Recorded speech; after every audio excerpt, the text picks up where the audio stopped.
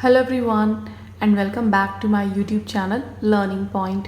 This is Palak Jain and today we are going to understand about Pondi's model of the conflict process. So guys, there are 6 steps in Pondi's model of the conflict process. So first step क्या है? Latent conflict. अगर latent conflict आगे बढ़ता है then it will become perceived conflict.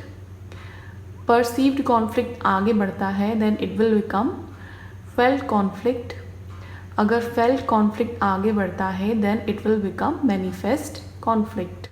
Manifest conflict के बाद क्या step है? Conflict resolution. Conflict resolution के लिए हम conflict management style यूज़ करेंगे. They are competition, collaboration, compromising, accommodation and avoidance. And last step is conflict aftermath. Guys, we'll understand these conflict management styles in our next video, and today we'll understand Pondi's model of the conflict process. Is latent conflict. In the latent stage, factors or antecedents exist in the situation which can become potential forces to induce conflict. Latent stage में क्या होता है? ऐसे factors और antecedent exit करते हैं situation में जिनमें पोटेंशियल होती है कि वो कॉन्फ्लिक्ट को रेज कर सके, उनके वजह से कॉन्फ्लिक्ट अराइज हो सके. सो लेटेंट कॉन्फ्लिक्ट में ऐसे फैक्टर्स और एंटीसीडेंट्स सिर्फ एग्जिट करते हैं, होते हैं, और उनमें पोटेंशियल होती है कि वो कॉन्फ्लिक्ट को रेज कर सकें. These can be for example competition for scarce resources. So scarce resources क्या होते हैं? जो इनसफिशेंट होते हैं.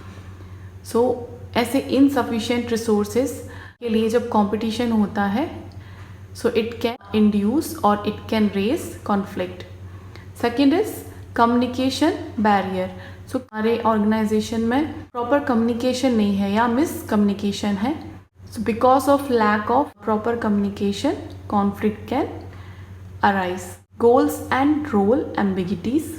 सो गोल्स एंड रोल एम्बिगिटीज क्या है? जब गोल्स और रोल क्लियर नहीं होते हैं एम्प्लॉयज़ को, so it can raise conflict.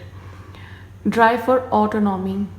Autonomy is self governance and drive for autonomy can raise conflict. Latent conflict के बाद नेक्स्ट स्टेप क्या है? Perceived conflict.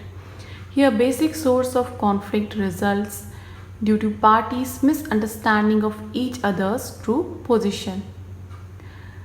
Such a conflict can be resolved by open and fair communication. Perceived conflict में basic source of conflict क्या है? Misunderstanding between two parties. So इसको हम कैसे resolve कर सकते हैं? By open and fair communication. We can resolve this conflict by open and fair communication. Felt conflict. Emotional involvement in a conflict, creating anxiety, frustration, hostility is known as felt conflict.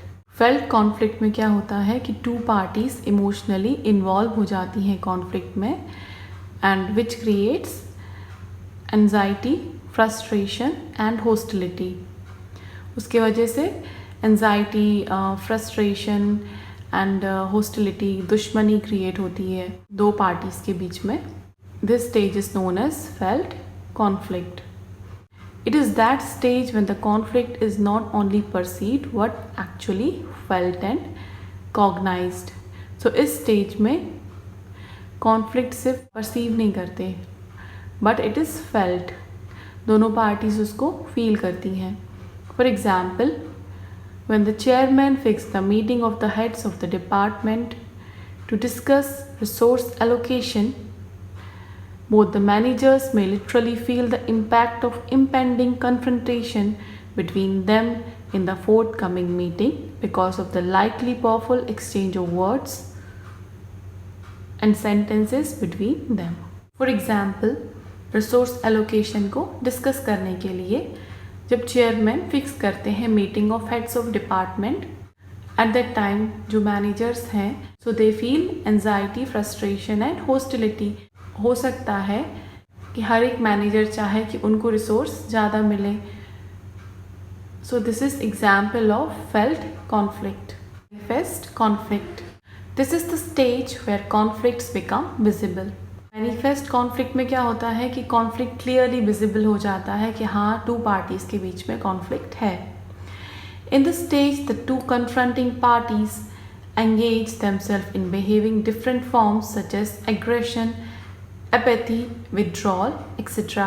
इस stage में क्या होता है कि जो to parties होती हैं जिनके बीच में कॉन्फ्लिक्ट होता है तो उनके बिहेवियर में शो होने लगता है, लाइक वो एक दूसरे को एग्रेशन शो करेंगे, एपैथी, लैक ऑफ इंटरेस्ट हो जाएगा, withdrawal etcetera.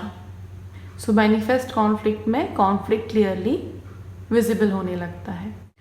Last step is conflict aftermath. Finally, the action-reaction resolution interplay between the confronting parties results in certain consequences. Stage में जो टू पार्टीज़ हैं वो कॉन्फ्लिक्ट को रिजॉल्व करने की कोशिश करती हैं by using conflict management styles, which we'll study in next video. So all this results in certain consequences. Whether the consequences will be positive or say functional or negative, say dysfunctional, depends upon how the conflict is resolved. So consequences positive भी हो सकते हैं जो क्या होते हैं functional होते हैं, और negative भी हो सकते हैं, they are dysfunctional. Positive consequences हैं, they are functional. So functional जो consequences होते हैं they help in improving performance of the group. Negative consequences hinders the performance of the group. If the conflict is genuinely resolved to the satisfaction of all the parties involved in conflict, it will result in positive consequences. अगर conflict genuinely resolve हो गया है और दोनों parties satisfied हैं, then it will result in positive consequences. On the other hand, if the conflict is merely suppressed but not resolved, अगर conflict suppress कर दिया गया है, दबा दिया गया है, but उसको resolve नहीं किया, it will still have residual tension left in the parties, which will serve as base for latent conflict for the next conflict episode. Conflict को रिजॉल्व नहीं करेंगे बट उसको दबा दिया गया है तो क्या होगा कि जो थोड़ा बहुत टेंशन लेफ्ट होगा दोनों पार्टीज़ में, तो उसकी वजह से हो सकता है कि जो नेक्स्ट कॉन्फ्लिक्ट हो तो वो टेंशन उस कॉन्फ्लिक्ट के लिए लेटेंट कॉन्फ्लिक्ट का काम करे, वो टेंशन जो नेक्स्ट कॉन्फ्लिक्ट होगा उसके लिए फैक्टर्स बन जाएं जिसके वजह से फिर से कॉन्फ्लिक्ट हो सकता है।